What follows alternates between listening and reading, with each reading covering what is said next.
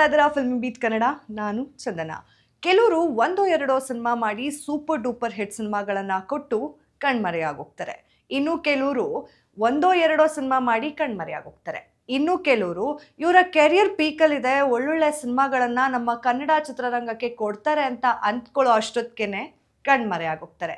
ಅಂಥದ್ದೇ ಸಾಲಿಗೆ ಸೇರಿರುವಂತಹ ನಟಿ ಈ ವಾರದ ಮಿಸ್ಸಿಂಗ್.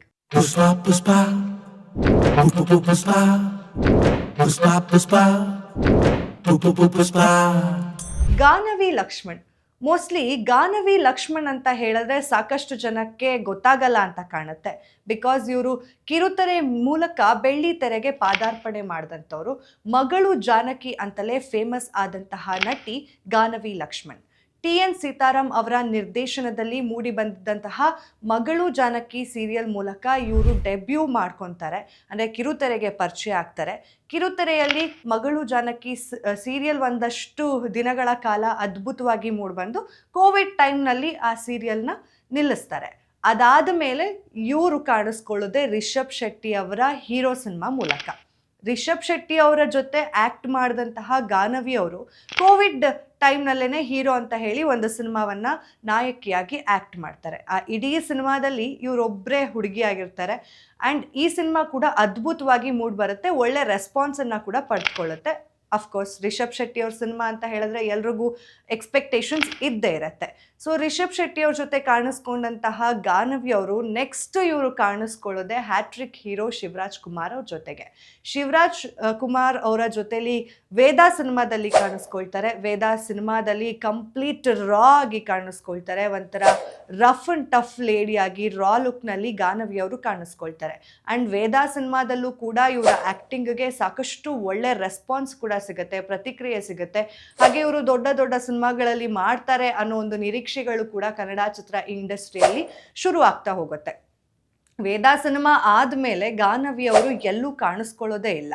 ಆ್ಯಂಡ್ ಯಾವುದೋ ಒಂದು ಜಗಪತಿ ಬಾಬು ಅವರ ಜೊತೆಲಿ ಬರ್ತಿರುವಂತಹ ಒಂದು ಸಿನಿಮಾದಲ್ಲಿ 2023ರಲ್ಲಿ ಕಾಣಿಸ್ಕೊಳ್ತಾರೆ, ಅದು ತೆಲುಗು ಅಲ್ಲಿ. ಆದರೆ ಆ ಸಿನಿಮಾ ಆದಮೇಲೆ, ಅಂದರೆ 2023ರಲ್ಲಿ ಆದಮೇಲೆ ಇವರು ಯಾವುದೇ ರೀತಿಯಾದಂತಹ ಕನ್ನಡ ಸಿನಿಮಾಗಳಲ್ಲಿ ಹಾಗೆ ತೆಲುಗು ಸಿನಿಮಾಗಳಲ್ಲಿ ಕಾಣಿಸ್ಕೊಳ್ಳಲ್ಲ. ಭಾವಚಿತ್ರ ಅಂತ ಹೇಳಿ ಕೂಡ ಒಂದು ಸಿನಿಮಾವನ್ನು ಮಾಡಿದ್ದಾರೆ ಈ ಮಧ್ಯ. ಆ್ಯಂಡ್ ಸೀರಿಯಲ್ನಲ್ಲೂ ಇಲ್ಲ, ಸಿನಿಮಾನಲ್ಲೂ ಇಲ್ಲ. ಸದ್ಯ ಗಾನವಿ ಲಕ್ಷ್ಮಣ್ ಅವರು ಎಲ್ಲಿ ಹೋಗಿದ್ದಾರೆ, ಏನು ಮಾಡ್ತಾ ಇದ್ದಾರೆ ಅನ್ನೋ ಕ್ಯೂರಿಯಾಸಿಟಿ ಅಂತೂ ವೀಕ್ಷಕರಲ್ಲಿ ಇದ್ದೇ ಇದೆ. ಬಿಕಾಸ್ ಇವರು ಕಿರುತೆರೆಯಿಂದ ಬಂದಿರೋದ್ರಿಂದ ಸಾಕಷ್ಟು ಜನಕ್ಕೆ ಇವ್ರು ಮತ್ತೆ ಸೀರಿಯಲ್ ಮಾಡಿದ್ರೆ ಚೆನ್ನಾಗಿರುತ್ತಪ್ಪ ಅಂತ ಅನಿಸಿದ್ದು ಕೂಡ ಉಂಟು.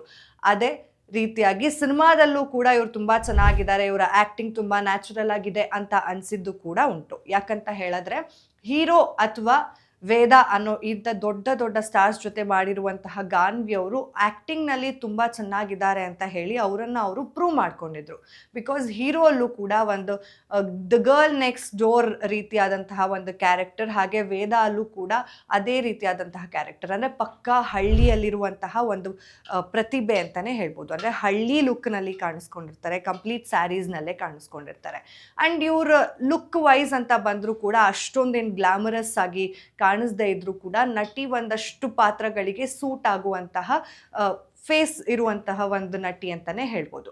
ಇನ್ನು ಗಾನವಿ ಅವರು ಮೂಲತಃ ಉತ್ತರ ಕರ್ನಾಟಕದವರು. ಅವರ ಒಂದು ತೋಟ ಎಲ್ಲ ಇದೆ. ಆ್ಯಂಡ್ ಇವ್ರು ಇನ್ನೊಂದು ಸರ್ಪ್ರೈಸಿಂಗ್ ಏನಪ್ಪ ಅಂತಂದರೆ ಇವ್ರ ಬಗ್ಗೆ ಸಾಕಷ್ಟು ಜನಕ್ಕೆ ಅಪ್ಡೇಟ್ಸ್ ಕೂಡ ಸಿಗ್ತಾ ಇಲ್ಲ. ಬಿಕಾಸ್ ಇವರು ಸೋಷಿಯಲ್ ಮೀಡಿಯಾದಲ್ಲೂ ಕೂಡ ಅಷ್ಟಾಗಿ ಆ್ಯಕ್ಟಿವ್ ಆಗಿಲ್ಲ. ಸೋಷಿಯಲ್ ಮೀಡಿಯಾದಲ್ಲೂ ಕೂಡ ಆಗಾಗ ಯಾವಾಗೋ ಒಂದೊಂದು ಅನ್ನೋ ರೀತಿಯಲ್ಲಿ ಇವರು ಪೋಸ್ಟ್ಗಳನ್ನು ಮಾಡ್ತಿರ್ತಾರೆ. ಸಿನಿಮಾ ಕುರಿತಾಗಿ ಯಾವುದೇ ರೀತಿಯಾದಂತಹ ಅಪ್ಡೇಟ್ ಇವ್ರ ಬಗ್ಗೆ ಇನ್ನೂ ಸಿಕ್ಕಿಲ್ಲ.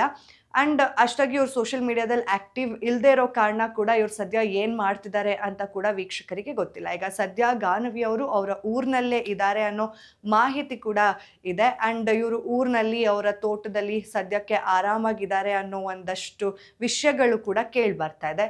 ಇನ್ನು ಇವರು ಕನ್ನಡ ಸಿನಿಮಾ ಇಂಡಸ್ಟ್ರೀಲಿ ಇನ್ನೂ ಒಳ್ಳೊಳ್ಳೆ ಸಿನಿಮಾಗಳನ್ನು ಮಾಡಬೇಕಾ, ಅಥವಾ ಇವರು ಸೀರಿಯಲ್ ಮಾಡಿದ್ರೆ ಹೇಗಿರುತ್ತೆ ಅಂತ ನಿಮ್ಗೆ ಅನಿಸುತ್ತೆ? ಆ್ಯಂಡ್ ಇವ್ರು ಕನ್ನಡ ಸಿನಿಮಾ ಮಾಡೋದಾದರೆ ಯಾವ ರೀತಿಯಾದಂತಹ ರೋಲ್ಸ್ಗಳನ್ನು ಆಯ್ಕೆ ಮಾಡಿದ್ರೆ ಚೆನ್ನಾಗಿರುತ್ತೆ ಅಂತ ನಿಮ್ಗೆ ಅನ್ಸುತ್ತೆ?